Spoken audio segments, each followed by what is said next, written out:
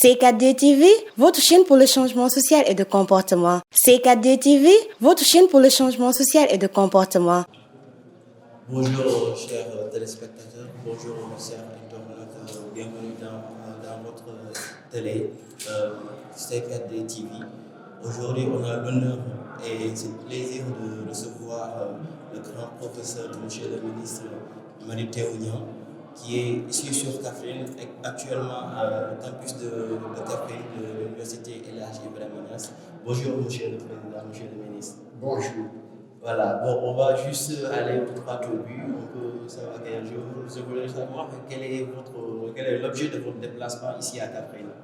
Merci beaucoup. Je suis à Kaffrine sous l'invitation de l'association des étudiants ressortissants dans l'université du Sine-Saloum El Hadji Ibrahima Niass.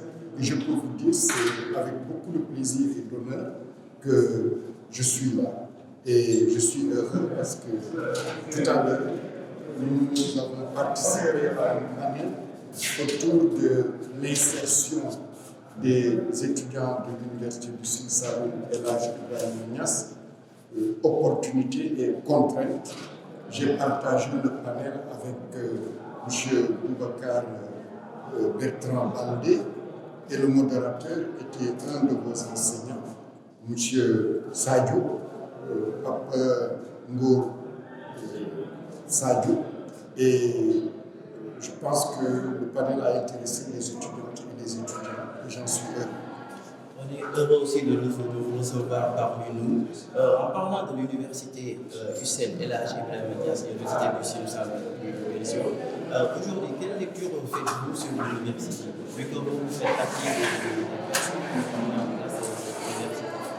Moi, je suis très heureux que l'université du Sine-Saloum El Hadji Ibrahima Niass ait démarré sous mon magistère, à savoir les 3 campus de Kaffrine, de Kaolack et de Fatick. Et je salue le premier recteur de cette université, le professeur Amadou Diallo, qui a été le pilote et ensuite qui a été le premier recteur. Je salue aussi les enseignants, parce que ce n'était pas facile que de démarrer une université dans des locaux ou bien loués ou bien prêtés, mais c'est le sort des pays comme les nôtres, où il faut, avec les moyens du bord, faire ce qu'on doit faire, à savoir former un capital humain de qualité. Et cette université, c'est une université de rupture, parce que pour la première fois, le Sénégal a construit une université thématique autour de la première priorité économique du pays depuis les indépendances, à savoir l'agriculture. Et je suis content de voir que les premiers étudiants de licence sont sortis et que nous sommes en train d'entrevoir l'arrivée des masters et sans doute bientôt on verra aussi les premiers docteurs issus de cette université. Et ce que je peux dire, c'est aux étudiantes et aux étudiants, ayez confiance en vous. Sachez que vous êtes dans un secteur essentiel pour le développement économique et social, un secteur aussi essentiel pour l'insertion de la jeunesse et aussi pour la promotion de l'entrepreneuriat jeune au niveau de notre pays. Merci aux jeunes. Le professeur demande aux jeunes d'être vraiment de faire focus sur l'entrepreneuriat.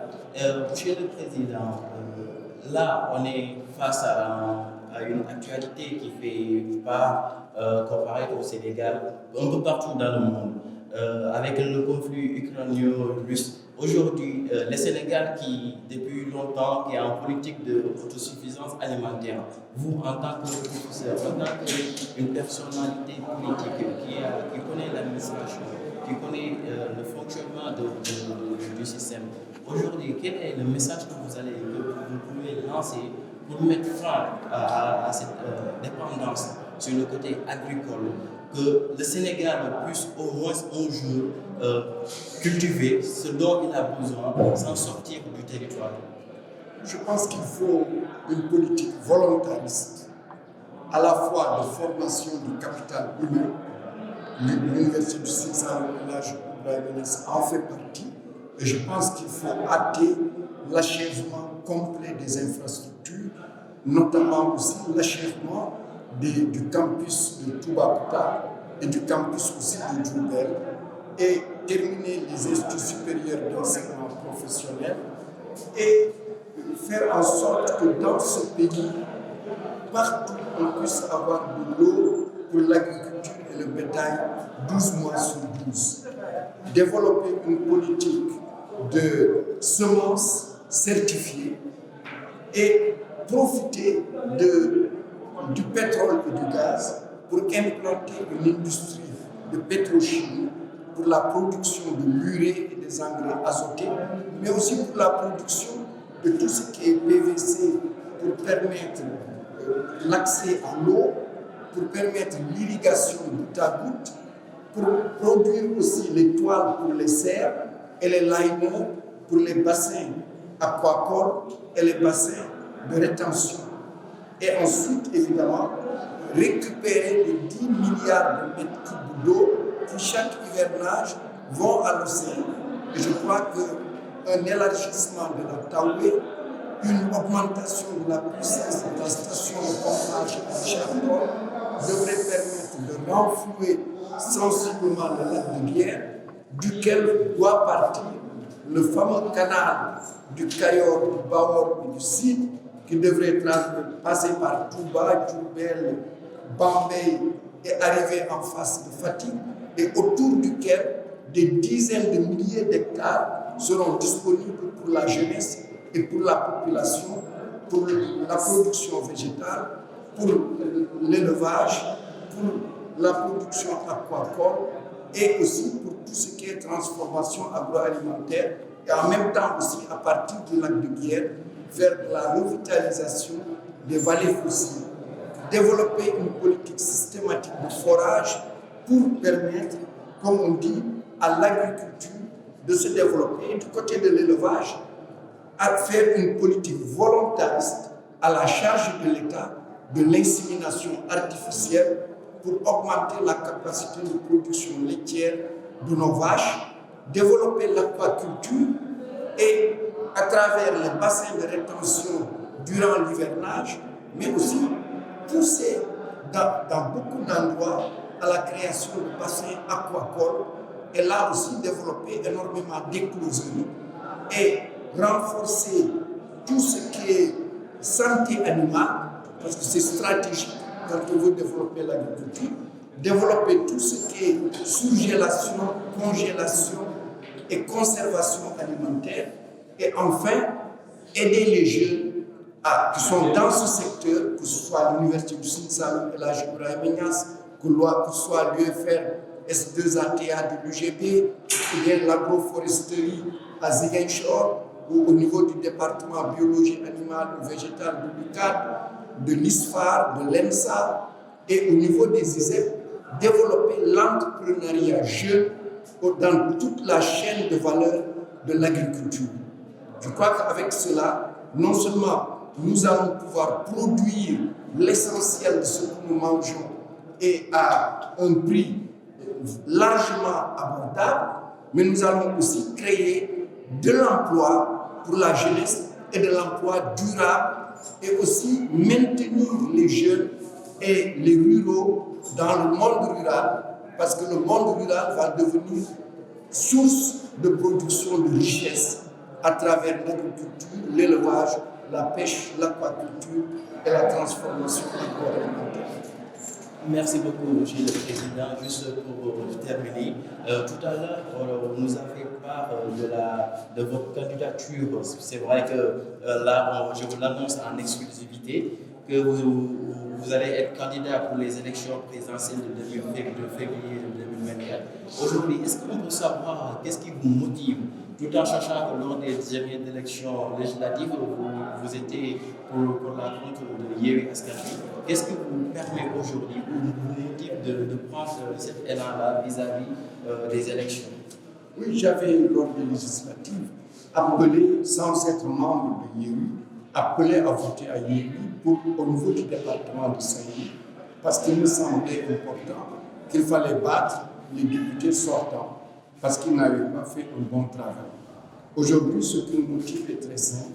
Nous pensons qu'il faut restaurer les valeurs dans notre pays parce que c'est reconnu unanimement qu'aujourd'hui, il y a une déchéance des valeurs dans notre pays. Il faut promouvoir la connaissance et la compétence. Là aussi, il n'y a pas aujourd'hui un parti politique ou bien un secteur de la société qui porte la promotion de la connaissance et de la compétence, alors que nous sommes dans le siècle de l'économie de la connaissance. Et enfin, il faut promouvoir la paix, parce qu'aucun développement n'est possible sans paix, sans stabilité et sans sérénité dans le pays.